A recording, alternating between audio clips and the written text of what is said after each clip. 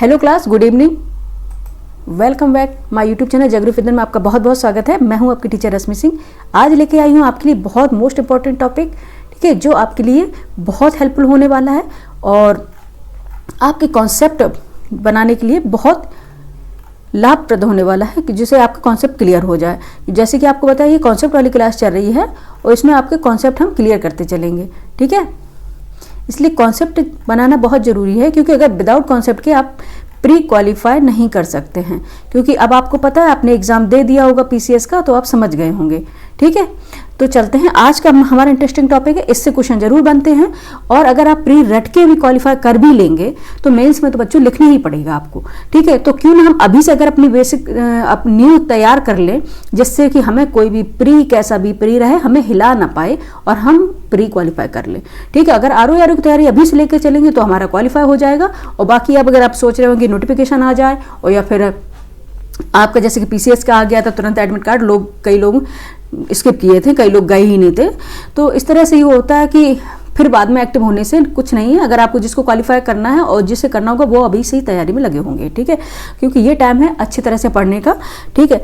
अब स्टार्ट करते हैं आज का टॉपिक। अपक्षय क्या है, वेदरिंग क्या है, ठीक है। वेदरिंग से बहुत ज़्यादा ये क्या बेसिक कॉन्सेप्ट है और इससे क्वेश्चन जरूर बनते हैं। अगर कई बार ये लोगों को कॉन्सेप्ट ही क्लियर नहीं होते हैं तो अब आप जिस तरह से क्वेश्चन बन रहे हैं तो आप वो नहीं कर पाएंगे, ठीक है। तो आज का टॉपिक है तो स्टार्ट करते हैं आज का टॉपिक। अपक्षय, वेदरिंग क्या है? अपक्षय चट्टानों की टूट फूट की वह क्रिया है जिसके अंतर्गत चट्टानें विघटन, डिसइंटीग्रेशन तथा वियोजन, डिकम्पोजिशन द्वारा ढीली पड़कर तथा विर्दीर्ण होकर, विर्दीर्ण मतलब टूट फूट होकर अपने स्थान पर ही बिखर कर रह जाती हैं। आप लोग सोच रहे होंगे मैम ने इतने टफ जो लैंग्वेज क्यों यूज़ की है, तो इसका एक कारण है बच्चे कि ये जियोग्राफिकल लैंग्वेज है, ठीक है। अगर हम जीएस में जियोग्राफी के क्वेश्चन होंगे उनमें इस तरह से ही लिखना पड़ेगा। आप ये सोच रहे होंगे जो हम घर में बोल रहे हैं वही लैंग्वेज यूज करेंगे तो आपका मेंस क्वालिफाई तो होने से रहा, ठीक है। तो अब जो भी टर्म ऐसा रहेगा वो मैं बताते चलूंगी, लेकिन आपको इसी टर्म में समझने की जरूरत है, ठीक है। अपक्षय का है वेदरिंग। अपक्षय चट्टानों की टूट फूट की वह क्रिया जिसके अंतर्गत चट्टानें विघटन, डिसइंटीग्रेशन तथा वियोजन, अभी हम बताएंगे सारे टर्म, घबराइएगा ना, तथा वियोजन, डिकम्पोजिशन द्वारा ढीली पड़कर तथा विर्दीर्ण होकर, विर्दीर्ण मतलब टूटना होकर अपने स्थान पर बिखर कर रह जाती हैं। जब वह अपक्षय क्या होता है, कोई शैल होती है, कोई रॉक्स होती है जो अपने स्थान पर, स्वतः अपने स्थान पर टूट कर बिखर जाती है, जिसका ट्रांसपोर्टेशन नहीं होता, सिर्फ स्वतः मतलब इन सिटू अपनी जगह पर बिखर जाती है, स्थिर रहती है, उसको हम क्या कहते हैं, वेदरिंग। उस क्रिया को हम क्या कहते हैं, वेदरिंग। अपक्षय के अंतर्गत, ठीक है, ये देखिए पेन ले लेते हैं, क्या कोई ऐसा पेन लें कलर जो अलग से देखिए, ब्लू नहीं दिखेगा, ब्लू में ब्लू रेड ही लेना पड़ेगा, ठीक है। अपक्षय के अंतर्गत चट्टानों के अपने स्थान पर टूटे फूटने की क्रिया तथा उससे उस चट्टान विशेष या स्थान विशेष के अनावरण की क्रिया को सम्मिलित किया जाता है। अच्छा, अपक्षय में क्या होता है? अपक्षय में अनावरण की क्रिया तक सम्मिलित किया जाता है। मतलब क्या,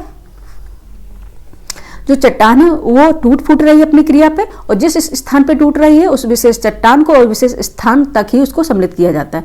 इसमें चट्टान चूट के परिवहन को सम्मिलित नहीं किया जाता, कि अगर उसका ट्रांसपोर्टेशन हो रहा वह क्रिया उसमें सम्मिलित नहीं की जाएगी, क्योंकि वह अपर्दन की क्रिया में टूटे हुए चट्टानों के टुकड़ों के परिवहन नदी, हिमानी, वायु, भूमिगत जल तथा सागरी लहर द्वारा, ये किसके द्वारा, इरोजन द्वारा होता है, तथा टुकड़ों द्वारा आपस में रगड़ एवं उनके द्वारा कटाव की क्रिया को सम्मिलित किया जाता है, ठीक है। ये किसके द्वारा, इरोजन द्वारा। अपक्षय द्वारा, इरोजन मतलब अपर्दन द्वारा होता है। अपर्दन द्वारा, जब अपक्षय द्वारा किसी चीज का सेल में टूट फूट हो जाती है और वह बिखर कर अपनी जगह पर टूटकर, जैसे कोई टूटकर अपनी जगह पर ही रह जाएगी, तो उसका ट्रांसपोर्टेशन करने के लिए अपर्दन होता है, ठीक है, इरोजन होता है। उसका काम क्या है, अपक्षय से जो मटेरियल मिला उसको भाग कर ले जाना, एक जगह से दूसरी जगह पर डिपोजिशन कर देना, ठीक है। और अनाच्छादन, नेक्स्ट देखेंगे। अनाच्छादन डेनुडेशन में अपक्षय तथा अपर्दन दोनों की क्रियाओं का समावेश किया जाता है। अनाच्छादन में क्या होता है, डेनुडेशन में क्या होता है, क्योंकि एक अपक्षय तथा अपर्दन दोनों क्रियाओं का समावेश होगा, दोनों का जो मटेरियल रहेगा दोनों को ही डेनुडेट करेगा, मतलब अनाच्छादन करेगा दोनों का। इस पर अनाच्छादन मतलब क्या, अनाच्छादन मतलब क्या है कि दोनों क्रियाओं से जो मटेरियल मिलेगा उनका यह क्या ट्रांसपोर्टेशन करेगा और उसको जमाव करेगा, क्या। इस प्रकार अपक्षय में केवल स्थैतिक क्रिया, अगर अपक्षय की बात करी जाए, अपक्षय की बात करी जाए, इस प्रकार अपक्षय में केवल स्थैतिक क्रिया, तब स्टैटिक क्रिया होती है अपनी जगह पे स्थित होती है, स्थिर होती है, स्थैतिक मतलब स्थिर होती तथा अपर्दन में गतिशील डायनेमिक। अपर्दन क्या होता है? डायनेमिक होती है, क्योंकि इसका ट्रांसपोर्टेशन होता है तो अपर्दन क्या होगा? डायनेमिक होगा। और अपक्षय क्या होगा? स्थैतिक होगा, स्टैटिक क्रिया होगी, स्टैटिक प्रोसेस होगी इसमें, क्योंकि यह स्थिर रहेगा अपनी जगह पे, ठीक है। इसका ट्रांसपोर्टेशन नहीं होता अपक्षय का, ये सिर्फ शेल अपनी स्वतः ही टूटकर अपनी जगह पे ही टूट जाती है और इसका ट्रांसपोर्टेशन अपर्दन करता है, ठीक है। अनाच्छादन स्थैतिक तथा गतिशील दोनों क्रियाओं का योग है। अगर अनाच्छादन की बात करें, ये दोनों को ले जाता है, अनाच्छादन स्थैतिक तथा गतिशील दोनों क्रियाओं का योग है। कौन सा? अनाच्छादन, डेन्यूडेशन, ठीक है। अब नेक्स्ट चलेंगे। नेक्स्ट देखो मैंने ये शेल है, ठीक है, लगाई हुई चट्टान है कोई, ठीक है। कैसे इसका अपक्षय होता है? चट्टान है, ठीक है। ये कैसे टूटी? Water seeps into cracks and fracture in rocks.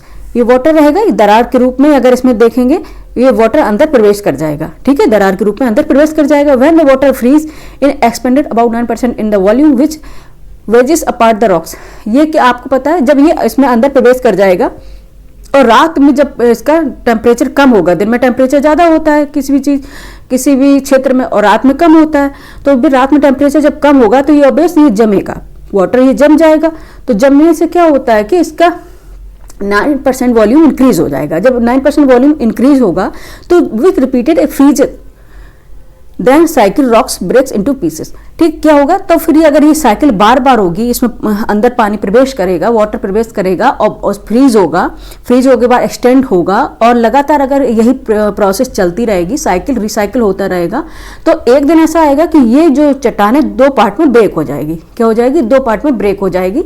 यही ये इसमें दिखाया गया है। देखिए ये लगातार 2 पार्ट में, ये 2 पार्ट में देखो, एक 1 ये 2, 2 पार्ट में ये इसका ब्रेक हो गई है, फ्रैक्चर हो गई है, ठीक है। 2 पार्ट में क्या? ये चट्टान शेल 2 पार्ट में ये ब्रेक हो गई। ये किसके कारण हुई है? अनाच्छादन के कारण, वेदरिंग के कारण, ठीक है, वेदरिंग के कारण। आके सारे प्रोसेस बताएंगे, क्या एजेंट है, क्या कारक है, इनके सारा कुछ हम आपको बताएंगे। नेक्स्ट चलते हैं। अपक्षय की क्रिया के लिए 2 आवश्यक तत्व हैं। अगर अपक्षय की क्रिया होगी उसके लिए 2 आवश्यक तत्व कौन से रहेंगे? प्रथम चट्टानों का विघटन, ठीक है, डिसइंटीग्रेशन तथा वियोजन, डिकम्पोजिशन। पहले तो प्रथम तो बात रहेगी कि चट्टानों का शैलों का विघटन होगा जो, तो उसका डिसइंटीग्रेशन तथा वियोजन, डिकम्पोजिशन। अब आप लोगों को यही समझ में नहीं आ रहा होगा कि विघटन क्या और वियोजन क्या, ठीक है, ये भी हम आपको क्लियर कर देते हैं।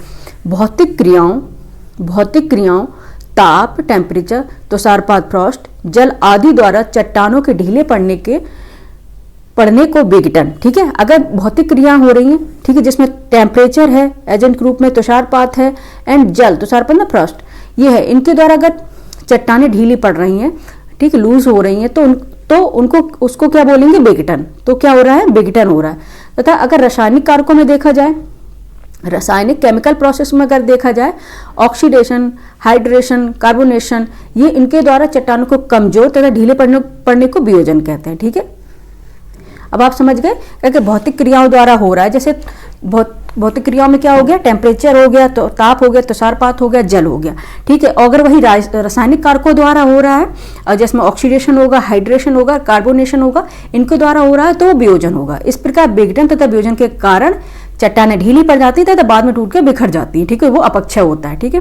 क्या विघटन? अब समझ गए। अगर हम आपसे क्विक पूछे कि व्हाट इज विघटन, व्हाट इज डिसइंटीग्रेशन, तो आप क्या बताएंगे? किसके कारण होता है, क्या होता है?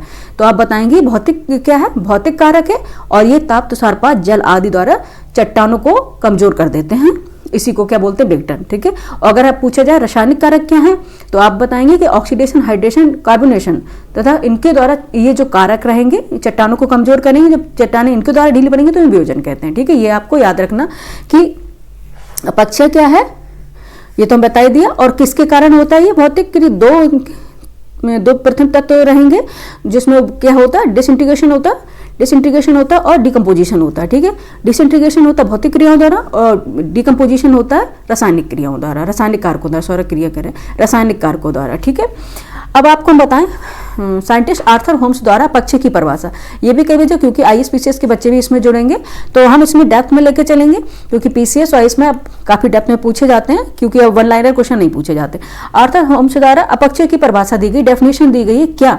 अपक्षय उन विभिन्न भूपृष्ठीय सब एरियल प्रक्रियाओं का प्रभाव है प्रक्रियाओं का प्रभाव है जो कि चट्टानों के नष्ट होने तथा विघटन में सहायता प्रदान करती है। ठीक है, बशर्ते ढीले जो पदार्थ टूट गए हैं, ढीले पदार्थों के बड़े पैमाने पर परिवहन न हो, जो पदार्थ टूट फूट गए हैं उनका परिवहन न हो, ये काम किसका है? इरोजन का है। ठीक है, ये काम किसका है? इरोजन का है। अरे ठीक है, ये काम किसका है? इरोजन का है। कौन सा? परिवहन का काम किसका है? इरोजन का है। ठीक है, ये काम किसका है? इरोजन का है। एक मिनट बच्चे, थोड़ा पेन चेंज कर लेते हैं, उसके बाद स्टार्ट करते हैं। ठीक है, स्पार्क्स के अनुसार, साइंटिस्ट स्पार्क के अनुसार क्या है? पृथ्वी की सतह पर प्राकृतिक कारणों द्वारा चट्टानों की अपने ही स्थान पर यांत्रिक विधि द्वारा, यांत्रिक मैकेनिकल विधि द्वारा टूटने अथवा रासायनिक वियोजन की क्रिया को अपक्षय कहा जाता है। इनके अनुसार डेफिनेशन ये है वेदरिंग की। ठीक है, नेक्स्ट पे चलेंगे। अपक्षय को नियंत्रित करने वाले कारक क्या हैं? अपक्षय को कौन से एजेंट है जो कंट्रोल करेंगे? ठीक है, वेदरिंग को कंट्रोल करने वाले कौन कौन से एजेंट होंगे ये इसमें बताया गया है। ठीक है, एक मिनट बच्चे रुकिएगा। ठीक है, क्या बताया गया? अपक्षय, माउस को थोड़ा रख लिए। ठीक है, कौन से कारक हैं अपक्षय को नियंत्रित करने वाले? निम्न कारक हो सकते हैं। वो उसमें कौन है? पहला है चट्टान का संगठन तथा संरचना। ठीक है, अभी सब एक एक करके सबको हम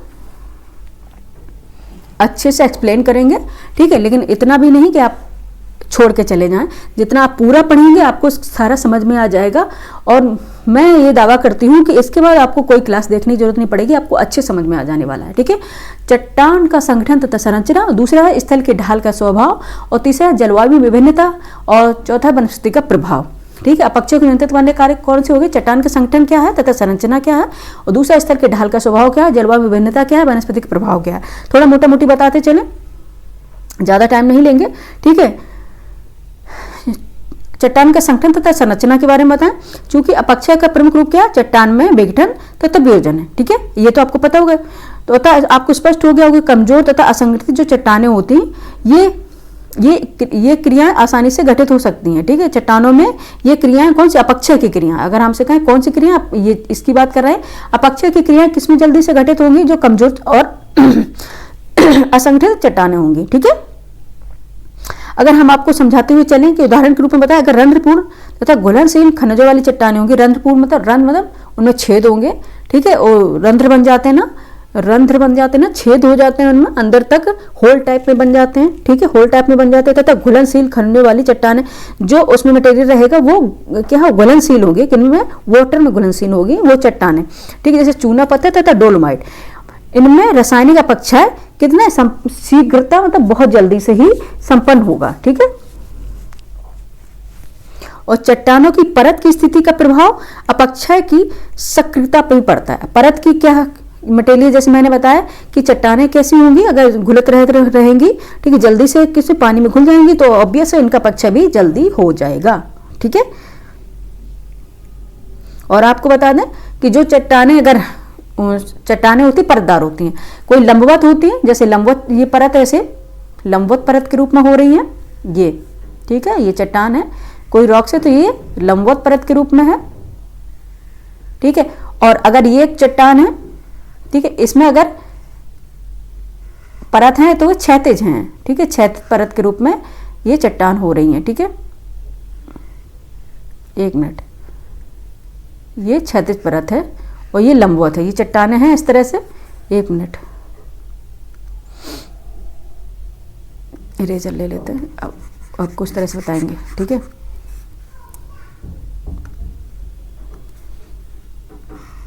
ये है ना, ये क्षैतिज है। ठीक है, इस तरह से क्षैतिज चट्टानें हो गई। ठीक है, ये क्षैतिज हो गई। ठीक है, और ये हो गई लंबवत चट्टानें हो गई, जिनका कंपोजिशन लंबवत होगा। ये इस तरह से लंबवत होगा। तो इसमें बताया गया कि जो चट्टान का संगठन संरचना रहेगी वो भी अपक्षय के लिए कई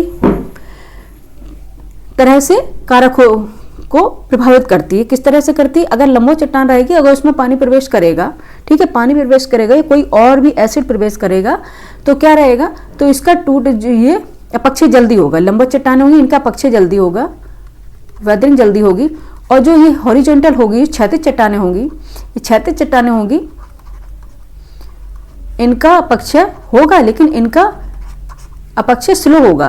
ठीक है, धीरे धीरे होगा, इनका अपक्षय धीरे धीरे होगा, ये बताया गया है चट्टानों का। ठीक है,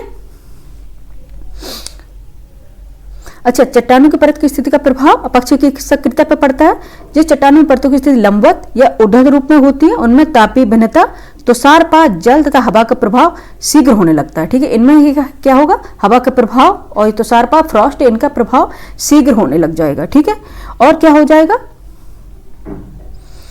तथा जैसे चट्टानें क्या ढीली पड़ने लग जाएंगी, लंबवत स्तर के कारण इनकी टूटन गुरुत्व के कारण मतलब ग्रेविटेशनल फोर्स के कारण नीचे की ओर खिसकाव होने लग जाता है।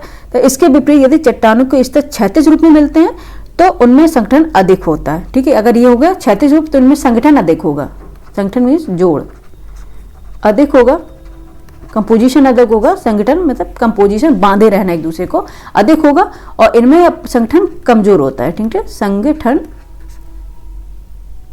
कम होता है। ठीक है, कंपोजिशन कम होता है। ठीक है, किसमें, लंबवत चट्टानों में कंपोजिशन कम होता है। तो हम बता रहे थे आपको क्षैतिज रूप से जो होती हैं चट्टानें, इस तरह क्षैतिज रूप में मिलती हैं, उनमें संगठन अधिक होता है, तो उनका विघटन एवं वियोजन आसानी से शीघ्र से नहीं हो पाता, होता तो है पर धीरे धीरे होगा। चट्टानों की संधियों का यांत्रिक अपक्षय पर सर्वाधिक प्रभाव होता है। अधिक संधियों वाली चट्टानों में, इसमें अधिक संधियों वाली चट्टानें होगी, शीतोष्ण कटिबंधीय भागों में तुषार के कारण विस्तार तथा संचलन अधिक होगा, जिस कारण विघटन शीघ्रता से प्रारंभ हो जाता है। उसी प्रकार उष्ण भागों में तापीय अंतर के कारण, अगर तापीय अंतर मतलब रात और दिन का अंतर, उष्ण भाग होंगे, जैसे कि आप राजस्थान को लेकर चलें, जैसलमेर को लेकर चलें, कि अगर वहां पे देंगे दिन का टेम्परेचर 50 डिग्री टेम्परेचर हो जाता है और रात का 10 हो जाता है। ठीक है, और रात के दिन में अगर इतना तापांतर है तो इनमें क्या होता है, इसका प्रभाव चट्टानों पे भी पड़ता है। ठीक है, क्योंकि दिन में वो क्या है, फैलती हैं, टेम्परेचर इतना ज्यादा होगा, रात में सिकुड़ती हैं, और इस तरह से साइकिल अगर लगातार चलता रहेगा तो ठीक है, वो उनका पक्ष हो जाएगा, वेदरिंग हो जाएगी, वो टूट फूट जाएंगे। ठीक है, और नेक्स्ट चलेंगे स्थल के ढाल का स्वभाव। स्थल के ढाल का स्वभाव भी पड़ता है, उसका क्या है, स्थल में अगर स्थल का ढाल खड़ा ढाल होगा, ठीक है, स्थल का खड़ा ढाल होगा, ठीक है, तो उसकी वेदरिंग जल्दी होगी। और वही ढाल अगर यदि देखो एक मिनट बच्चे, मैप से बताते हैं आपको हम क्या बताएं। यदि कि स्थान में चट्टानों भाग का ढाल खड़ा होगा तो यांत्रिक अपक्षय के कारण जरा सा भी विघटन होने से, चट्टानों में ढीलापन आने से चट्टानों का शीघ्र टूटकर क्या हो जाएंगी, नीचे सरक जाएंगी। ठीक है, ये इसका बात है स्थल का ढाल, तो क्या हो जाएंगे, नीचे सरक जाएंगी। और यदि अपक्षय से उत्पन्न सामग्री का शीघ्र स्थानांतरण हो जाता है, जैसे ये सामग्री जब टूटेगी तो उससे मटेरियल बनेगा और उनका शीघ्र स्थानांतरण भी हो जाएगा क्योंकि खड़ा ढाल है। ठीक है, हो जाता है, तो अपक्षय की गति अधिक प्रबल हो जाएगी। इसके विपरीत समान ढाल वाले भागों में अगर सामान्य ढाल रहेगा, स्लोप समान रहेगा, सामान्य ढाल रहेगा, स्लोप समान रहेगा, तो समान ढाल रहेगा तो उत्पन्न सामग्री का स्थानांतरण कम देरी से हो पाएगा क्योंकि इसका ढाल समान है इसलिए।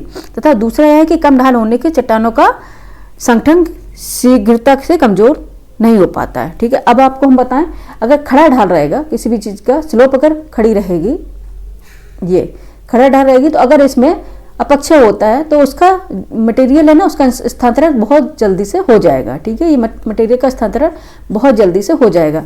अगर वही ढाल एक तरफ ही, अगर ढाल है स्लोप होगा, अब इसमें अगर टूट फूट हो रही है तो ये अपनी जगह पे ही बहुत दिनों तक पड़ा रहेगा क्योंकि इसके ढाल, अब इसमें बताया और भी सामान्य ढाल रहेगा तो काफी टाइम लगेगा इस मटेरियल को स्थानांतरण होने में। ठीक है, तो ये इसके नेचर पर भी फर्क पड़ता है अपक्षय का, ये भी एक कंट्रोल करने का एक कारण है। ठीक है, और जलवायु में भिन्नता क्या होता है, जलवायु में अगर कहीं की जलवायु विभिन्नता है कि सभी जगह पर अलग अलग जलवायु पाई जाती है, तो आपको पता है। ठीक है, और इसका भी प्रभाव किस पे पड़ता है, इसका भी प्रभाव अपक्षय पे भी पड़ता है। ठीक है, इसका कारक दो रूपों में प्रभाव डालता है। एक तो यह है कि भूपटल मतलब पृथ्वी के विभिन्न भागों में जलवायु की विभिन्नता के कारण अपक्षय में भिन्नता तथा उसकी सक्रियता में पर्याप्त अंतर मिलता है। ठीक है, उदाहरण से कि हम देखेंगे कि उष्णकटिबंधीय आर्द्र भागों में अत्यधिक जल के कारण रासायनिक अपक्षय अधिक होगा। कि अगर उष्णकटिबंधीय जो भाग होंगे जलवायु भिन्नता में, अगर उष्णकटिबंधीय आर्द्र भाग होंगे तो अत्यधिक जल के कारण रासायनिक अपक्षय अधिक होगा। जब जल ज्यादा होगा तो ऑब्वियस है कि वो रासायनिक अपक्षय वहां ज्यादा कारगर होगा।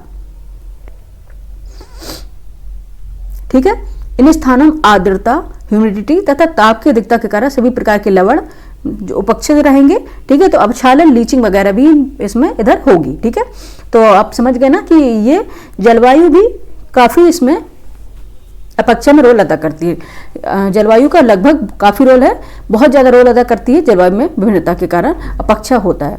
और फोर्थ है कि वनस्पति का प्रभाव। वनस्पति का प्रभाव क्या रहेगा? वनस्पति वेजिटेशन का प्रभाव भी रहता है, ये आपने सुना नहीं होगा लेकिन आज सुन लो कि वनस्पति का भी प्रभाव रहता है वेजिटेशन पे। क्योंकि अगर ये सारे आ जाएं, आपसे पूछ रहे अपक्षय को नियंत्रित करने वाले कारक, चट्टान का संगठन, स्तन के ढाल स्वभाव, जलवायु विभिन्नता, वनस्पति का प्रभाव, तो आप क्या काट देंगे? आप ऑल ऑफ दी अबव करेंगे। आंसर में आप क्या देंगे? ऑल ऑफ दी अबव करेंगे। ठीक है,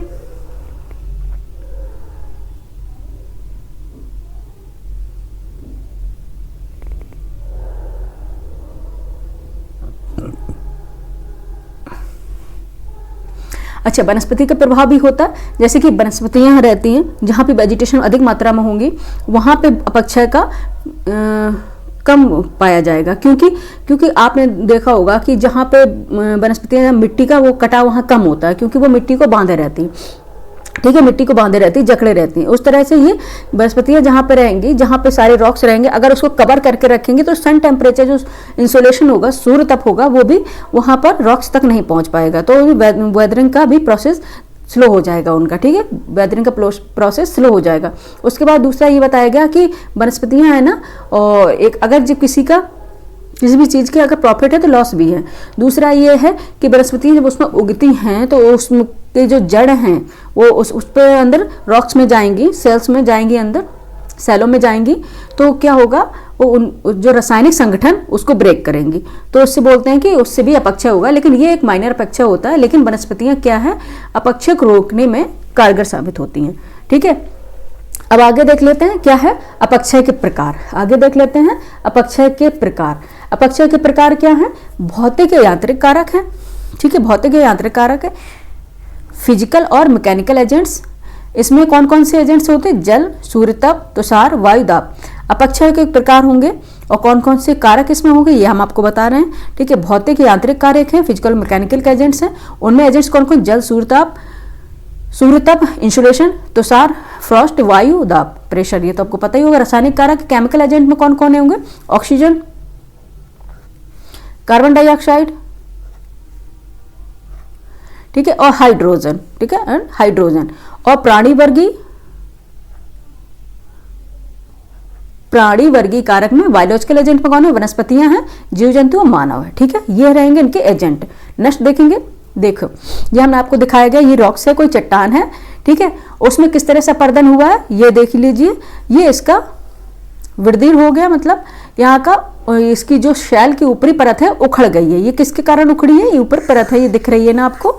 ये किस तरह से उखड़ी हुई है? किसके कारण उखड़ी हुई है? ये अपक्षय के कारण, वेदरिंग के कारण ये परत उखड़ गई है। ठीक है, वेदरिंग के कारण ये परत उखड़ गई है। ये इसमें क्या रहता है?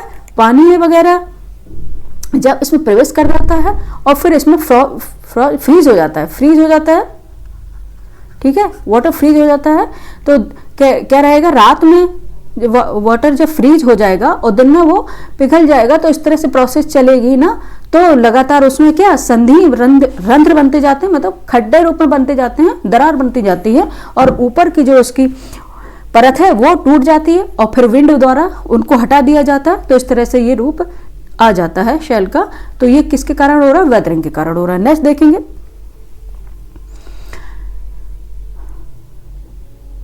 अच्छा हम आपको बताए थे पीछे, एक मिनट देख लीजिए। अच्छा, 3 अपक्षय के प्रकार बता दिए आपने। एक तो भौतिक है, यांत्रिक है, रासायनिक है और प्राणीवर्गीय बायोलॉजिकल एजेंट है। अब आपको बताएं, ठीक है, भौतिक या यांत्रिक अपक्षय, चूंकि आपके हम इसलिए लगाए हैं आपको पिक्चर कि आपको समझ में आ जाए कि हम पढ़ा रहे हैं, क्योंकि कई बच्चे तभी समझ पाते हैं जब उसमें पिक्चर ऐड करते हैं। ठीक है, तो भौतिक या यांत्रिक अपक्षय क्या है? ताप के कारण बड़े बड़े टुकड़ों में विघटन हो जाना। ठीक है, भौतिक यांत्रिक अपक्षय के कारण कारक बताए गए किस तरह से होता है। ताप के कारण बड़े बड़े टुकड़ों में विघटन हो जाता है। ठीक है, भौतिक या मैकेनिकल अपक्षय से।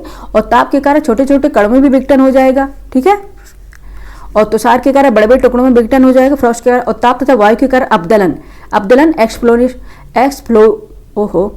एक्सफोलिएशन हो जाएगा। कई बार ऐसा ना जल्दबाजी में गलत बोल देते हैं। एक्सफोलिएशन हो जाता है। अपदलन मतलब उखड़ना, किसी ऊपरी परत का उखड़ जाना, किसी भी शैल की ऊपरी परत का उखड़ जाना मतलब अपदलन। अपदलन, उखड़ना, एक्सफोलिएशन। दाब मुक्तिकारक चट्टान का टूटना, ठीक है, दाब मुक्तिकारक चट्टान का टूटना। ये फिर रासायनिक पक्ष में क्या होगा, रासायनिक पक्ष में ऑक्सीकरण ऑक्सीजन के कारण होगा, ऑक्सीकरण तथा ऑक्सीजनीकरण के कारण, कार्बोनेटीकरण या कार्बोनेशन के कारण, ठीक है। शिलिका तथा पृथक्करण, पृथक्कीकरण या डिसिलिकेशन द्वारा होगा, और जलयोजन या हाइड्रेशन द्वारा होगा, ठीक है। और प्राणीवर्गीय अपक्षय की बात करी जाए, प्राणीवर्गीय अपक्षय की वानस्पतिक अपक्षय होगा, जैविक अपक्षय होगा, मानव द्वारा अपक्षय होगा, और जैविक रासायनिक अपक्षय लास्ट में फोर्थ होगा, जैविक रासायनिक अपक्षय, बायोकेमिकल वेदरिंग होगी, ठीक है। एक बार और देख लीजिए, फिर बाद में इसको हम एक्सप्लेन कर देंगे। भौतिक रासायनिक अपक्षय होंगे, ये किसके द्वारा, ताप के कारण होंगे, बड़े बड़े टुकड़ों में विघटन, ताप के कारण छोटे टुकड़ों में, तुषार के कारण होगा, ताप वायु के कारण होगा, और रासायनिक में भी बताया गया ऑक्सीकरण या ऑक्सीजनीकरण कर, कार्बोनेटीकरण या कार्बोनेशन के कारण, शिलिका पृथक्करण या डिसिलिकेशन के कारण, जलयोजन, हाइड्रेशन, और प्राणीवर्गीय, और फिर चौथा रहेगा जैव रासायनिक अपक्षय के कारण, ठीक है। चौथा कौन सा रहेगा, जैव रासायनिक अपक्षय के कारण, ठीक है। अब आपको हम एक्सप्लेन कर लें, बहुत कम एक्सप्लेन करेंगे जितनी जरूरत है, ठीक है बच्चे, क्योंकि ज़्यादा लंबी क्लास नहीं करेंगे, फिर बच्चों को भी उबाऊ क्लास हो जाती है कि बच्चे बोर होने लग जाते हैं। अच्छा, ताप के कारण बड़े बड़े टुकड़ों में विघटन किस कारण होता, तापीय परिवर्तन द्वारा चट्टानों का फैलाव तथा संकुचन द्वारा विघटन कार्य उष्णमंडलीय प्रदेशों में अधिक संपन्न होता है, ठीक है। तापीय परिवर्तन द्वारा चट्टानों का फैलाव तथा संकुचन द्वारा विघटन कार्य उष्णमंडलीय प्रदेशों में अधिक होगा। दिन रात का टेम्परेचर इसमें वेरिएशन करता है, क्योंकि दिन का टेम्परेचर हाई होता है, तो उष्णमंडलीय स्तरों, मरुस्थलीय प्रदेशों में, जैसे राजस्थान में आप कोई होगा तो वो समझ रहा होगा कि दिन का टेम्परेचर कितना हाई हो जाता है और रात में कितना कम, तो इसका प्रभाव हमारे चट्टानों रॉक्स पर भी पड़ता है, ठीक है। एक मिनट बच्चे सांस ले लें। तापीय परिवर्तन द्वारा चट्टानों को फैलाव तो संकुचन द्वारा विघटन कार्य उष्णमंडलीय प्रदेशों में अधिक संपन्न होता है। इन स्थानों में रेत कणों जो सैंड होती है, ठीक है, उनकी अधिकता के कारण दैनिक तापांतर अधिक होता है, ठीक है, क्योंकि रेत का है ना जल्दी गर्म हो जाती है, और ठीक है, और शीघ्र ठंडी भी होती है, जिस कारण चट्टानों का खुला हुआ भाग जो रहता है अत्यधिक ताप के कारण तप्त हो जाएगा। चट्टानों का जो भाग रहेगा वो अधिक गर्म हो जाता है, जिस कारण उसकी वह परत में फैलाव होने लग जाता है। जो ऊपरी परत रहेगी फैलने लग जाएगी, और रात के समय इसकी विपरीत दशा होती है, क्योंकि तापक्रम में भारी कमी आ जाती है, टेम्परेचर कम हो जाता है, जिस कारण चट्टानें शीतल होने लग जाती है, ठंडी होने लग जाती है, जिसके उनकी बाहरी परत में संकुचन होने लग जाता है, ठीक है। बाहरी परत में क्या होगा, संकुचन, मतलब दिन रात के टेम्परेचर का प्रभाव है ये सब, ठीक है। इस प्रकार चट्टानों के गर्म होने तथा शीतल होने की क्रिया की लगातार पुनरावृत्ति होगी, लगातार साइकिल होगा, तो कारणों से क्या होगा, चट्टानों में बराबर फैलाव तथा संकुचन होता रहता है, जिस कारण उनमें तनाव या खिंचाव की स्थिति पैदा हो जाती है। इस फैलाव के कारण ही जो जॉइंट रहेंगी, संधियां रहेंगी, ठीक है, उनका विकास हो जाएगा, ठीक है। उनमें जॉइंट जो संधियां उनका विकास हो जाएगा, क्योंकि वो क्रैक्स पड़ जाएंगे उनमें। इन संधियों के सारे चट्टानें बड़े बड़े टुकड़ों में टूटने लग जाती। इस क्रिया को बड़े बड़े टुकड़ों में विघटन की क्रिया कहते हैं, ठीक है। और रहेगा ताप के कारण छोटे छोटे टुकड़ों में भी विघटन हो जाएगा, ठीक है। ये भी ऐसा रहेगा कि ताप के कारण ही, टूट फूट के कारण ही ये भी छोटे छोटे टुकड़ों में इनका बिखर जाएंगी। कई बार ये होता है ना, छोटे छोटे टुकड़ों में भी संरचना, जैसे कि अगर ये रहेगा जहाँ दैनिक तापांतर अधिक रहता, बड़े बड़े कणों वाली चट्टानें टूट फूट कर बिखरने लग जाती हैं, और ऐसी ही परत आग्नेय चट्टानें भी होती हैं जो बड़े बड़े कणों वालों ही होती हैं, तथा उनके खनिजों एवं रंगों में पर्याप्त विभेद होता है। जहाँ पर किसी चट्टान अगर रंगों में पर्याप्त विभेद होता है, जहाँ पर किसी चट्टान विशेष की संरचना विभिन्न रंगों द्वारा अलग अलग होती है, उनके विभिन्न तापों और ताप ग्रहण करने की क्षमता भी अलग अलग होगी, ठीक है। इस प्रकार चट्टानों की जो संरचना अलग होगी, तो उनके कणों का भी विघटन भी अलग अलग तरह से होगा। फिर थर्ड है सी, तुषार के कारण बड़े बड़े टुकड़ों में विघटन। अगर तुषार के कारण होगा, चट्टान के संगठन के प्रभाव इस प्रकार के यांत्रिक अपक्षय पर अधिक होता है, ठीक है। कैसे होता है, तुषार द्वारा यांत्रिक अपक्षय के अंतर्गत चट्टानों के बड़े बड़े टुकड़ों में विघटन शीतोष्ण तथा शीत कटिबंधीय भागों में अधिक प्रचलित होता है। शीतोष्ण तथा शीत कटिबंधीय भागों की बात हो रही है कि तुषार का प्रभाव तो वहीं होगा, ठीक है, जहाँ पे फ्रीजिंग होगा, ठीक है। जहाँ फ्रीज नहीं होगा ना, तो वहाँ पे कैसे तुषार, फ्रॉस्ट का काम कहाँ पे होगा, शीतोष्ण शीत कटिबंधीय भागों में अधिक प्रचलित होता है। इसके अलावा उच्च पर्वतों के ऊपरी भाग पर भी यह क्रिया अधिक पाई जाती है। और आपको बताते चले यह क्रिया सबसे ज़्यादा कहाँ पे कार्यशील होगी? जहाँ पर जल का जमाव होगा तथा जहाँ जल का जमाव ज़्यादा होगा वहाँ जल जमेगा और पिघलेगा। ठीक है, क्या होगा? जल जमेगा और पिघलेगा। इस प्रक्रिया के बार बार घटित होने से क्या होगा?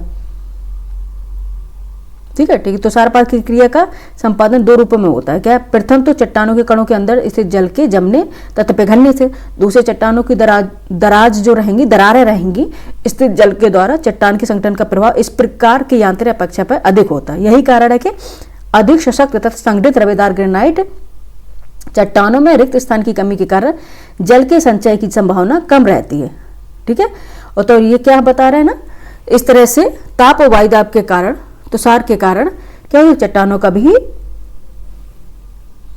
अपक्षय हो जाता है। ठीक है, और आगे बता दें क्या आपको?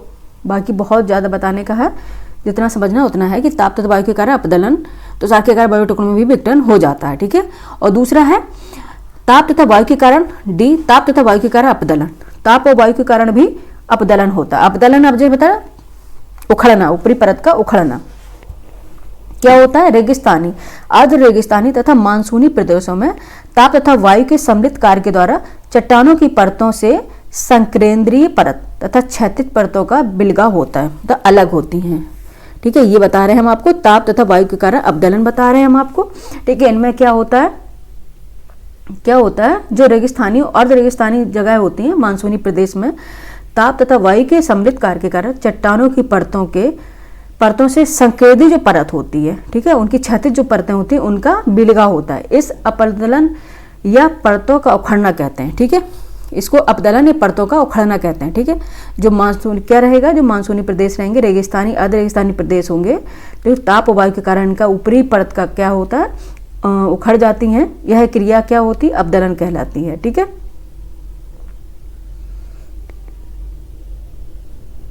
और ये भी बताते चले यह क्रिया प्राय किसमें, रवेदार चट्टानों में अधिक घटित होती है। उष्ण रेगिस्तानी भागों में तापीय भिन्नता के कारण, अर्थात रात में कम ताप के कारण तथा रात में कम ताप के कारण चट्टानों में संकुचन तथा दिन में अधिक ताप के कारण फैलाव होने से होता है। ठीक है, चट्टानों की ऊपरी परत ढीली पड़ जाती है। किसी भी क्षेत्र में चट्टान के ऊपरी भाग तथा उसके नीचे वाले भाग, ठीक है, के भाग रहेंगे जो ढीले पड़ जाएंगे। ठीक है, ताप के वायुदाब के कारण। ठीक है, ताप के और वायु के कारण। ठीक है, और नेक्स्ट क्या रहेगा, और जो वेगवान वायु के संपर्क में जब आएंगी, जब बहुत तीव्र वायु जो चल रही होगी उनके संपर्क में जब ये ढीली पड़ गई जो वायु आएंगी, तो क्या होगा, आने से ढीली जो परतें पड़ गई चट्टानों की अलग अलग हो जाती हैं। इस प्रकार क्या होती है, चट्टानें क्रमशः धीरे धीरे क्या टूटती जाती हैं। ठीक है, टूटती जाती है। यह क्रिया उसी प्रकार घटित होती है जैसे कि फल से छिलका उतारा जाता है। ठीक है, धीरे धीरे क्या होता है, जब ये ढीली पड़ गई तो अपनी जगह पे है, ढीली पड़ चुकी है, और लेकिन तीव्र वायु जो आएगी इसके साथ जब उसको टच करके निकलेगी तो उसकी ऊपरी परत ताप वायु कारण क्या होगी, उखड़ जाएगी। तो ये इस प्रोसेस किस तरह होती है, जैसे फल से छिलका का उतारा जाता है, जैसे फल से कोई छिलके को उतारा जाता है, इस तरह से इसकी प्रोसेस होती है। ठीक है, समझ गए ना। और एक है दाब मुक्ति कारक चट्टान का टूटना। दाब मुक्ति कारक चट्टान का कैसे टूटी जाती है,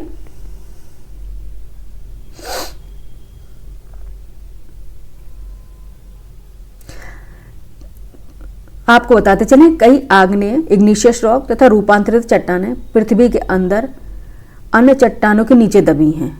ठीक है, दबी हैं क्योंकि आपको पता है ना, एक चट्टान से नीचे और भी चट्टान हैं, जो कोई तो चट्टान उसके नीचे रही होगी, जिस कारण उच्च दाब एवं ताप के कारण उनमें कणों की संरचना होती है। ठीक है, अगर प्रेशर ज़्यादा रहेगा और टेम्परेचर ज़्यादा रहेगा तो उसमें क्या है, कणों की संरचना बन जाएगी। परंतु ऊपर की चट्टानों का जब अपदलन द्वारा लोप हो जाता है, अपदलन संबंधी विदीर्ण मतलब उखड़ जाती हैं, तो क्या होता है, ये दबी चट्टानें ऊपर दिखने लग जाएंगी। फलस्वरूप उनमें क्या होगा, जब ऊपर दिखे तो उसका दबाव हट जाएगा, पहले चट्टान का दबाव हट जाएगा।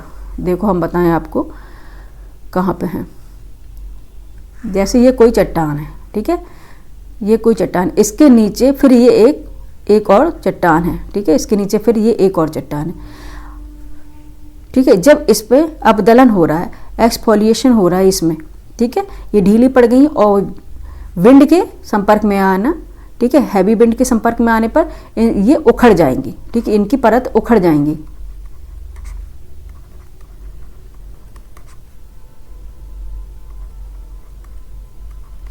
परत के उखड़ जाएंगी, ठीक है। जब ये परत उखड़ जाएंगी तो ऑब्वियस है फिर ये सेकंड वाली जो ये फर्स्ट ये सेकंड वाली ये चट्टान दिखने लग जाएगी, ठीक है। जब सेकंड वाली चट्टान दिखने लग जाएगी और जब ये सेकंड वाली चट्टान दिखेगी तो फिर धीरे धीरे इसका भी क्या हुआ, अपक्षय होने लग जाएगा, ठीक है। वही प्रोसेस जो चट्टान की पहली प्रोसेस के द्वारा हुआ था, ठीक है, ठीक है। और ये भी किसके, प्रेशर के कारण, क्योंकि प्रेशर के कारण ये इसके नीचे दबी हुई थी, ये चट्टान दूसरी चट्टान के नीचे दबी हुई थी, ठीक है। ये चट्टान दूसरी चट्टान, ये पूरे हम आपको रॉक्स के दिखा रहे हैं, माउंटेन रेंज में रॉक्स को अगर हम दिखाएंगे तो इस तरह से दिखाते हैं, ठीक है। ये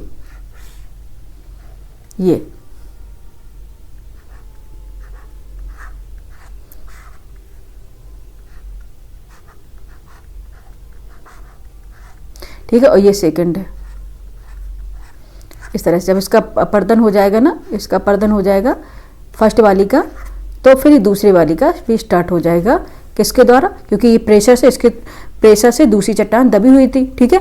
और जब इसका अपतलन हो गया, एक्सफोलिएशन हो गई, ये उखड़ गई, तो फिर सेकंड पे इसकी बारी है, ठीक है। इस तरह से दाब मुक्ति के कारण चट्टान का टूटना ये प्रोसेस है। और दूसरी रासायनिक अपक्षय, रासायनिक अपक्षय में क्या, ऑक्सीकरण या ऑक्सीजनीकरण ये होता है, ठीक है, रासायनिक अपक्षय में। अब बहुत कम बताएंगे क्योंकि मेरा भी गला बैठ गया है यार, ठीक है, टाइम भी हो रहा है।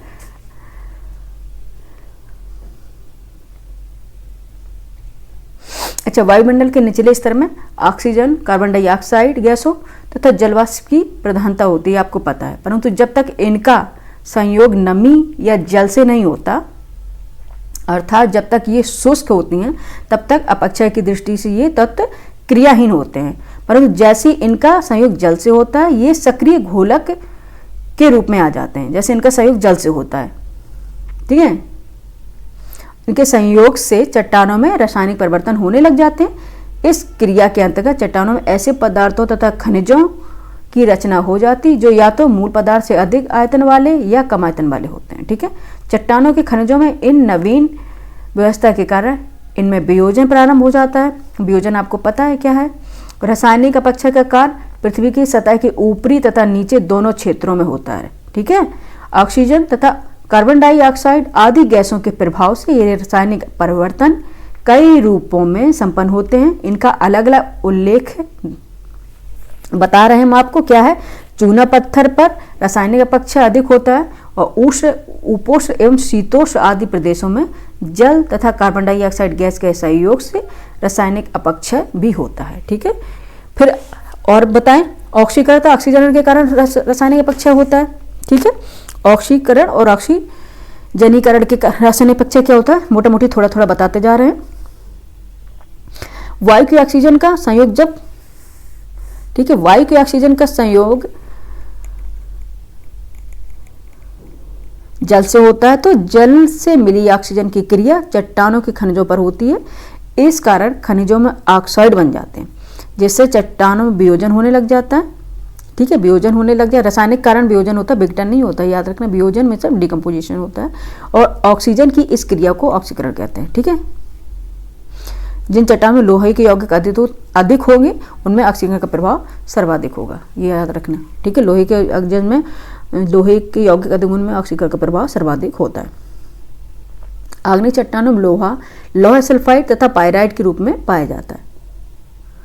और ये भी बताते चले, इन पर ऑक्सीकरण के प्रभाव से प्रायः जंग रस्ट लग जाता है, जिस कारण चट्टान ढीली पड़ जाती एवं वियोजन होने लग जाता है, ठीक है। ये हो गया।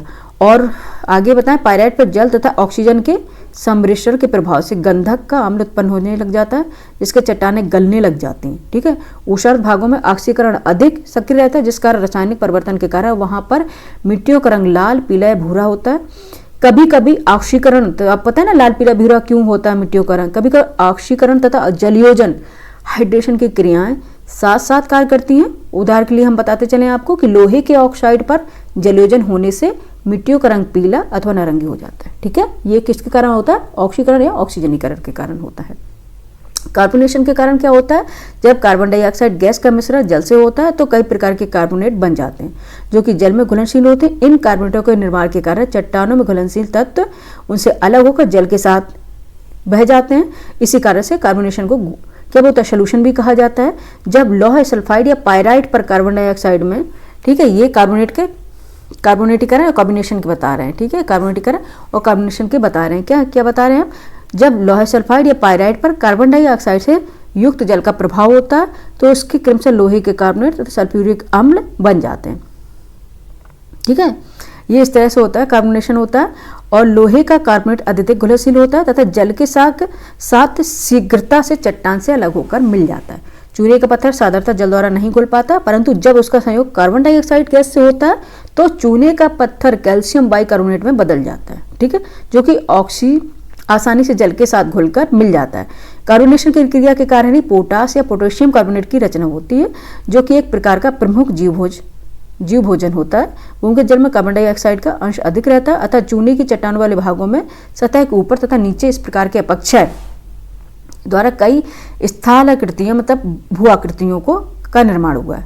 ठीक है, स्थलाकृतियों मतलब भू आकृतियों का निर्माण हुआ है। ठीक है, अगर इसका उदाहरण देखें तो पूर्ववर्ती यूगोस्लाविया का कास्ट प्रदेश का प्रमुख उदाहरण है। किसके कारण? कार्बोनेशन के कारण बना हुआ है। ठीक है, तो किस रासायनिक अपक्षय किस तरह से होता है? जैसे कि हम कैल्शियम ऑक्साइड CO2 की जल H2O के साथ अगर प्रतिक्रिया कर दें, रिएक्शन करा दें तो कैल्शियम हाइड्रोक्साइड बनता है। ठीक है, जैसे ये देखो बता रहे CaO प्लस H2O क्या बनेगा? CaOH2। ठीक है, इस तरह से अगर हम कैल्शियम ऑक्साइड की ये क्या है? CaO क्या है? कैल्शियम ऑक्साइड है कि अगर जल H2O से अभिक्रिया कराएं तो रिएक्शन कराएं तो क्या बनता है? Calcium hydroxide. ये क्या बनता है? Calcium hydroxide CaOH2। ठीक है, ये बनता है। ये ऑक्सीजन के कारण होता है। जब ये बनेगा तो ऑब्वियस है तो अपक्षय होगा, क्योंकि उसमें कुछ जो एसिड रहेंगे वो घुल जाएंगे। और दूसरा रहेगा सिलिका का पृथक्कीकरण या डिसिलिकेशन। क्या होता है? सिलिका मतलब बालू। ठीक है, सिलिका का पृथक्कीकरण क्या होता है? अलग होना। सिलिका का अलग होना, जैसे पृथक्कीकरण नहीं समझ रहे हो? पृथक से बना पृथक्कीकरण। ये सिलिका का अलग होना, डिसिलिकेशन होना, ये बताया गया है। कैसे होता है ये हिंदी में लिखा है, इसका इंग्लिश में लिख दे। डेसिलिकेशन होता है। ठीक है, डेसिलिकेशन होता है, डिसिलिकेशन।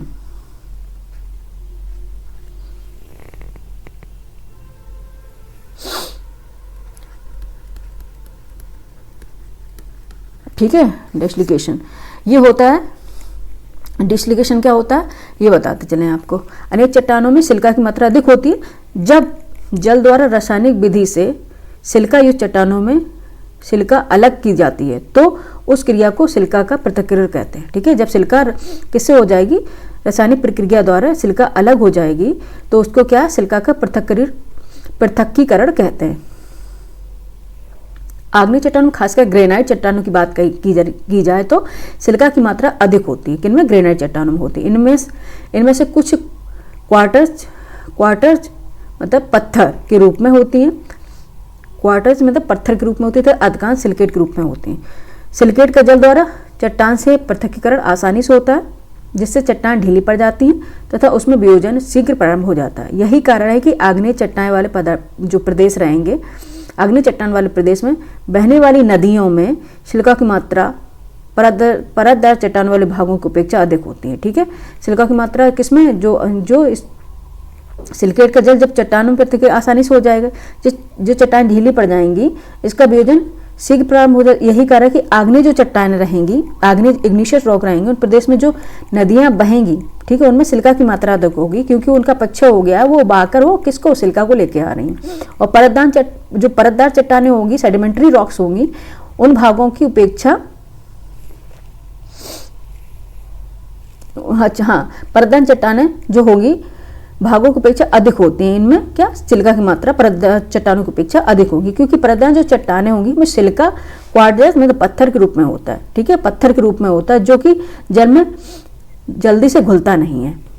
रासायनिक अपक्षय की दृष्टि से बेसिक आग्नेय चट्टानों का वियोजन आपको पता है डिकम्पोजिशन एसिड आग्नेय चट्टानों की अपेक्षा अधिक होता है। ठीक है, ये हो गया सिलिका का पृथक्कीकरण।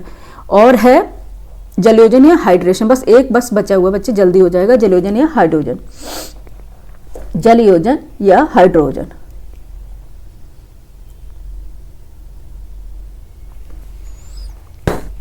एक मिनट में। ठीक है, ये भी जल द्वारा रासायनिक अपक्षय होता है, जल द्वारा हाइड्रेशन द्वारा।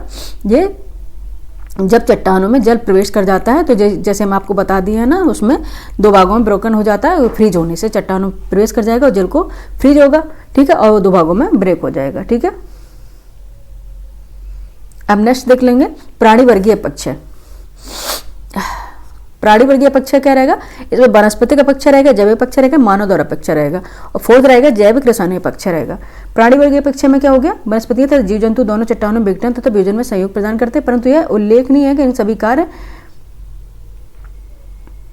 इनके कार्य सभी विनाशात्मक नहीं होते प्राणी वर्गीयों के। ठीक है, जीव जंतु खासकर जो बिल बनाकर पृथ्वी के अंदर रहते हैं उनमें उनका काम निश्चित ही पृथ्वी की सतह में खोदकाद करना रहता है, परंतु वनस्पतियां यदि एक तरफ चट्टान को अपनी जड़ों द्वारा कमजोर तथा पोली बनाती तो दूसरी तरफ उनमें सघनता तथा संगठन भी लाती हैं। ठीक है, ये है। और जीव जंतुओं का द्वारा अपर्दन कैसे होगा? जीव जंतुओं द्वारा अपर्दन, एक मिनट, अपक्षय, सॉरी अपर्दन बोल रहे हैं। जीव जंतुओं द्वारा अपक्षय कैसे होगा? जैसे बताया, पृथ्वी ऊपरी सतह में मिट्टी में रहने वाले कई प्रकार के कीड़े मकोड़े तथा बिलकारी बोरोविंग एनिमल्स जो बिल बनाकर रहने वाले जीव हैं वो क्या करते हैं? इनमें बिल बनाते हैं, बिल बनाएंगे। जो प्राणी वर्गीय जो बिल बना के रहेंगे। ठीक है, तो उसमें धीरे धीरे क्या होगा, जो चट्टानें रहेंगी उनमें वो ढीली पड़ जाएंगी और उनमें अपक्षय प्रारंभ हो जाता है। ठीक है, ये रहेगा। ठीक है, और दूसरा वनस्पतियों द्वारा अपक्षय जल्दी करेंगे क्योंकि बताने के लिए तो बहुत कुछ है, लेकिन लंबी वीडियो बहुत बन जा रही है। ठीक है, उतना जितना जरूरी है उतना ही बताएंगे अब आप लोगों को। ठीक है, दूसरा है वनस्पतियों द्वारा अपक्षय। वनस्पतियों द्वारा अपक्षय क्या होगा?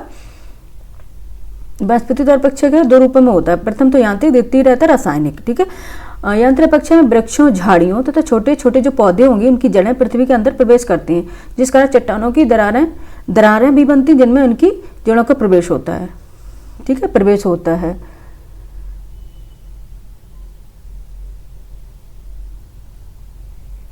ठीक है, और इससे क्या होती है? चट्टानें फैलने लगती है तथा तनाव के कारण विघटन होने लग जाता है। अगर आपको बताएं, सभी प्रकार के पौधे चाहे बड़े हों या छोटे, लिचिन हो या फंजाई हो, किसी भी तरह के हों, इनमें ये अपना रोल जरूर देते हैं कि ये अपक्षय जरूर करते हैं, चाहे वो छोटे हों या बड़े हों। ये कहते हैं चट्टानों को कमजोर करते हैं। वनस्पतियों को जड़ों में प्रवाही जलयुक्त बैक्टीरिया होते हैं जो कि चट्टानों के खनिजों को घुलाकर उनके अलग कर देते हैं तथा चट्टानों को कमजोर बना देते हैं। इस तरह से वनस्पतियों का रोल रहता है अपक्षय में। और जैविक अपक्षय आपको बता दिया हमने। जीव जंतु द्वारा अपक्षय जो होता है जैविक अपक्षय रहता है, और मानव द्वारा अपक्षय सबसे ज्यादा। ठीक है, मानव द्वारा अपक्षय रहेगा ना, ऑर्थोपोजेनिक जो वेदरिंग रहेगी, ऑर्थोपोजेनिक जो वेदरिंग रहेगी, कहाँ गए मानव द्वारा अपक्षय? ओहो, एंथ्रोपोजेनिक, सॉरी बच्चे, एंथ्रोपोजेनिक।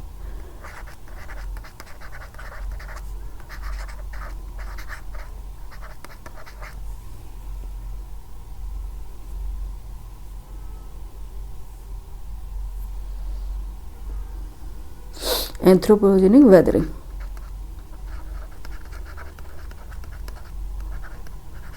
ठीक है, एंथ्रोपोजेनिक जो वेदरिंग रहेगी, ठीक है, यह सबसे ज्यादा अपक्षय को प्रेरित करती है। मनुष्य एक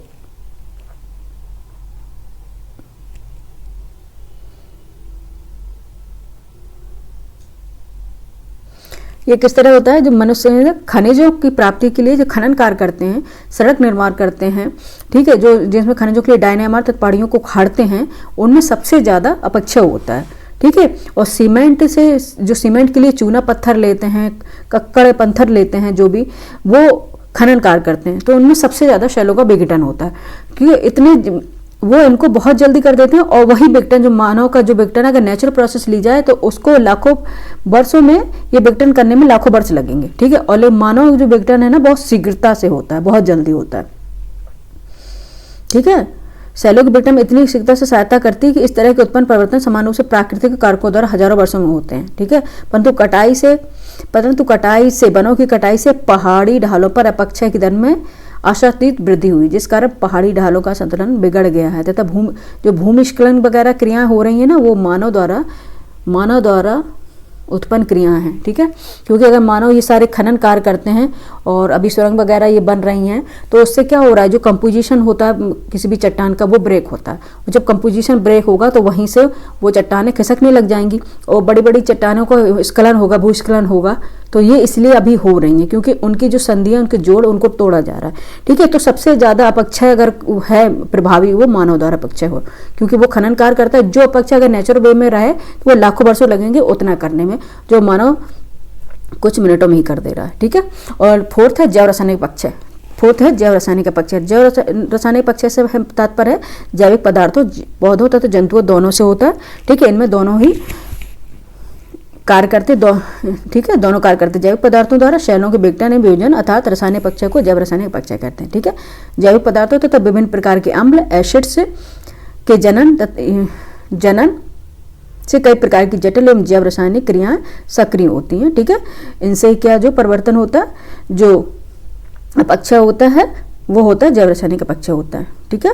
वो कौन सा? जैव रासायनिक अपक्षय होता है। अब लास्ट चलते हैं अपने एंड पर, ठीक है। लास्ट देखो ये है रॉक्स, ठीक है। जो अभी ढाल की बात हो रही थी ना, स्लोप सामान्य ढाल है, तो देखो इसमें जो सामान्य ढाल है, तो टूटकर जो रॉक्स हैं स्वतः अपनी जगह पर पड़ी हुई हैं, ठीक है। अभी इनका स्थानांतरण नहीं हो पा रहा है क्योंकि ढाल इनका स्लोप सामान्य है। अगर ये ढाल कहीं तीव्र ढाल रहा होता, कहीं इसका तीव्र ढाल रहा होता, तो अभी इसका ये जो टूट गई है वो उनका स्लोप ट्रांसपोर्टेशन जल्दी हो जाता, ठीक है। अब नेक्स्ट चलेंगे। ये देखो विंड द्वारा किया गया है, ये रॉक्स है, कोई सेल है, रॉक है, कोई सेल है, ठीक है। ये शायद ग्रेनाइट की, किसकी सेल है नहीं पता, ठीक है। येलो कलर की है, ग्रेनाइट वगैरह, इसमें ग्रेनाइट की चट्टान लग रही है, या फिर क्वार्टजाइट, ठीक है। ये है, इसकी है। तो इसमें ये जो इरोजन दिख रहा है ना, होल कलर का, ये होल दिख रहा है ना इसमें आर पार, जो ये भी अपर्दन से हुआ है, ये विंड अपर्दन है, ठीक है। विंड के द्वारा अपर्दन हुआ है, ठीक है। तीव्र वेग के कारण विंड के द्वारा अपर्दन किया गया है, ठीक है। नेक्स्ट चले। ये देखो, ये अपर्दन दिख रहा है आपको, ये दिखाना जरूरी था। ये वेदरिंग हो रही है ना, अपर्दन 12 वेदरिंग हो रही है, सॉरी बच्चे, अपर्दन क्या रहते हैं, वेदरिंग अपक्षय, ठीक है। अपक्षय पढ़ा रहे हैं, अपर्दन नहीं पढ़ा रहे। अपक्षय जो अपनी जगह पे टूटती, ये देखो मानवजनित है, जो नॉर्डिक पीपल होते हैं, नॉर्मैडिक पीपल होते हैं, खानाबदोश लोग होते हैं, वो एक जगह से दूसरी जगह स्थानांतरण करते रहते हैं मौसम के अकॉर्डिंग, ठीक है। तो ये वहाँ अपने रहने के लिए जो पहाड़ी पत्थर, जो शैल रॉक्स रहेंगी, उनको काट कर अपने घर का निर्माण करेंगे। स्थायी नहीं बनाते, इनके अस्थायी घर बनते हैं, ठीक है। इनका निर्माण करते हैं, तो इनको ये तोड़ के आगे का जो ये हिस्सा रहेगा जो झुका हुआ रहता है, उसको शेल्टर के रूप में यूज़ करते हैं। तो ये इनको तोड़ते हैं, तो इसके तोड़ने से क्या अपक्षय होता है। ये क्या है? ह्यूमन मेड अपक्षय है, ठीक है। ये कौन सा? एंथ्रोपोजेनिक अपक्षय है, ठीक है। नेक्स्ट चलेंगे। ये है जीव जंतु द्वारा अपक्षय है। ये जीव जंतु द्वारा अपक्षय है। ये रॉक्स में ये जीव जंतु अपने शेल्टर, अपने घर बनाते हैं, ठीक है। अपने घर बनाते हैं ये, ठीक है। इन घर बनाते तो घर बनाएंगे, तो ये जो होल्स बन रहे हैं, ये भी सेल को क्या ढीली कर देंगी, ब्रेक कर देंगी, सेलों को क्या ब्रेक कर देंगी, और सेलों का अपक्षय हो जाएगा। जो सेल्स रहेंगी, जो रॉक्स रहेंगे, उनका अपक्षय हो जाएगा, चट्टानों का अपक्षय हो जाएगा। नेक्स्ट चलेगा अपक्षय का भू आकृति पर प्रभाव। जो अपक्षय हुआ उसका प्रभाव भी भू आकृति पर पड़ता है। वो कैसे कैसे पड़ता है, ठीक है। स्ट्रक्चर जो बाद में रहेंगे वो हम बाद में आपको समझाएंगे, अभी ये स्ट्रक्चर कोई समझाने वाले नहीं। आप बिल्कुल पेशेंस बना के रखिएगा, बस एक दो मिनट है, लेकिन आपका कॉन्सेप्ट क्लियर हो जाएगा, ठीक है। क्या पड़ता है? अपक्षय तथा चट्टान चूर्ण का निर्माण होता है। चट्टान जब टूटेगी तो उसका क्या है? चूर्ण बनेगा, एक छोटे छोटे कणों में टूट जाएगा, उसको चट्टान चूड़ कहते हैं। इनका क्या काम रहता है, ठीक है। अपक्षय द्वारा उत्पन्न चट्टान चूड़ का आर्थिक दृष्टि से अधिक महत्व होता है। इन्हीं चट्टान चूड़ द्वारा मिट्टियों का निर्माण होता है, ठीक है। ये चट्टान चूड़ होता है, इनसे ही क्या होता है, सॉइल फॉर्मेशन होता है, ठीक है। सॉइल का फॉर्मेशन किसके द्वारा होता है अपक्षयता चट्टान चूड़ के निर्माण होने से। कैसे होता है, अपक्षय द्वारा उत्पन्न चट्टान चूर्ण जो छोटे छोटे महीन कण में टूट गए हैं का आर्थिक दृष्टि से अधिक महत्व होता है कि इन्हीं चट्टान चूर्ण द्वारा मिट्टियों का निर्माण होता है, जो कि कृषि का मुख्य आधार है, ठीक है। तो आप सबसे पहले कि चट्टानों से ही मिट्टियों का फॉर्मेशन होता है, कि सॉइल जब पढ़ाएंगे अगला चैप्टर हम सॉइल से ही रख लेंगे। सो छोटा सा ही वीडियो रखेंगे, लंबा हो जाता है तो मुझे भी बोरिंग होता है, आप लोगों को भी बोरिंग होता है, ठीक है। लेकिन अगर 2-3 पार्ट में भले ही उसको पढ़ा दें, लेकिन एक लंबा वीडियो ना बनाएंगे, ठीक है। अब तो नहीं बनाएंगे, ठीक है। तो क्या हो गया, सॉइल फॉर्मेशन होगा किससे, चट्टान चूर्णों से, सॉइल का जो कृषि का मुख्य आधार होगा। और बताएं, चट्टानों के टूट फूट से कई प्रकार के खनिजों की प्राप्ति होती है, जो कि औद्योगिक दृष्टि से अधिक महत्वपूर्ण होते हैं। अगर चट्टान चूर्ण होंगे तो उनमें खनिज भी मिलेंगे, अगर ये जब चट्टान टूट के गिरेंगी तो उनमें खनिज भी होंगे, जो व्यापारिक दृष्टि, औद्योगिक दृष्टि, इंडस्ट्रियल उस विजन देखा जाए तो उससे भी महत्वपूर्ण, औद्योगिक दृष्टि से अधिक महत्वपूर्ण होते हैं। जिप्सम तथा चूना आदि की प्राप्ति इसी प्रकार से होती है, ठीक है। अगर जिप्सम और चूना की प्राप्ति भी इसी प्रकार से होती है, किससे, जिप्सम और चूना, इनका मिलना भी इन्हीं कारण होता है, क्योंकि चट्टानों के टूटने के कारण होता है, ठीक है।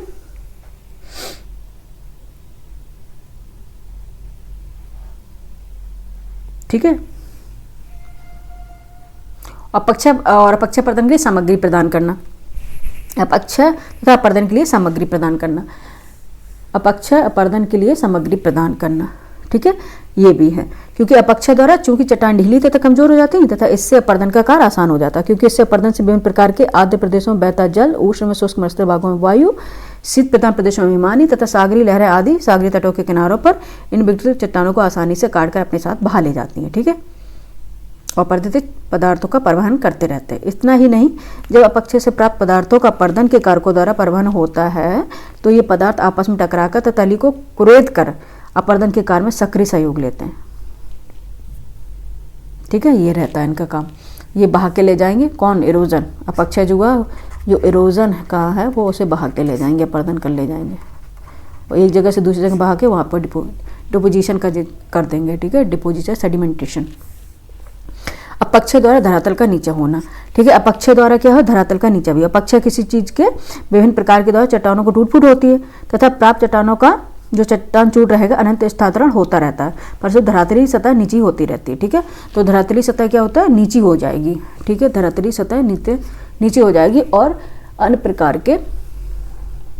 प्रकार की आकृति बनेंगी। स्थलाकृतियों का निर्माण क्या होगा, ठीक है। ये इसमें काफ़ी बड़ा चैप्टर है, ये इसलिए हम बस इतना ही बताएंगे जितना जरूरत है, बाकी एक चैप्टर अलग रखेंगे तब पढ़ाएंगे, ठीक है।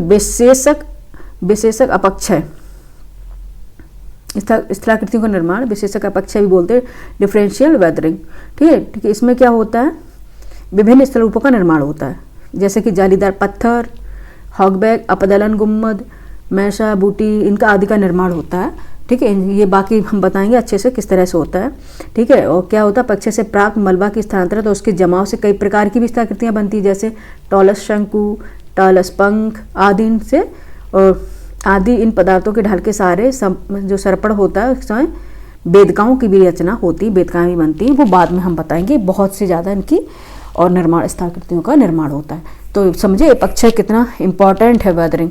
कोई भी अगर नेचर में, अच्छा अब कोई नहीं है, ठीक, क्लास एंड हो रही बच्चे, अब परेशान मत होइएगा, ठीक है। नेचर में कोई भी चीज़ इस तरह से नहीं बनी जिसका यूज ना हो, ठीक है।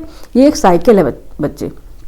अपक्षय होगा, ठीक है, अपक्षय होगा, उसको इरोजन द्वारा अपक्षय होगा उसको इरोजन द्वारा बहा ले जाया जाएगा, ठीक है, ट्रांसपोर्टेशन कर लिया जाएगा और ट्रांसपोर्टेशन करके उसको डिपोजिशन कर दिया जाता है और डिपोजिशन होने के बाद वो फिर से किसी चीज़ का स्थलाकृति का निर्माण करता है और फिर से उसका क्या होता है अपक्षय होता है। इस तरह से साइकिल चलती रहती है, ठीक है।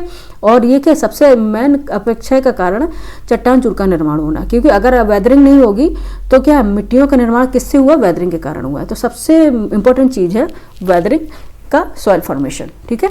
तो यहाँ पे अपना क्लास हम करते हैं एंड आपको आई होप कि आप लोगों की क्लास बहुत अच्छी लगी होगी और आप लोग कमेंट करिएगा, सब्सक्राइब करिएगा, सब्सक्राइबर बढ़ाइएगा, मोटिवेशन हमारे बढ़े। आगे हम सॉइल फॉर्मेशन और सॉइल